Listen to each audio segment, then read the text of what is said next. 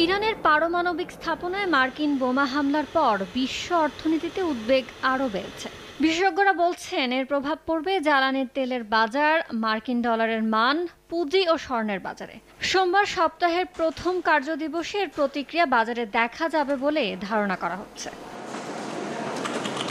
বার্তা সংস্থা রয়টার্স জানায়, সংঘাত কোন দিকে মোড় নিবে তা নিয়ে আছে অনিশ্চয়তা। তবে যুক্তরাষ্ট্র যেভাবে যুদ্ধে জড়িয়ে পড়েছে তাতে পুঁজিবাজারে শেয়ার বিক্রির চাপ দেখা দিতে পারে। এতে ডলার সহ নিরাপদ বিনিয়োগ মাধ্যমগুলোর দিকে ঝুঁকতে পারেন বিনিয়োগকারীরা।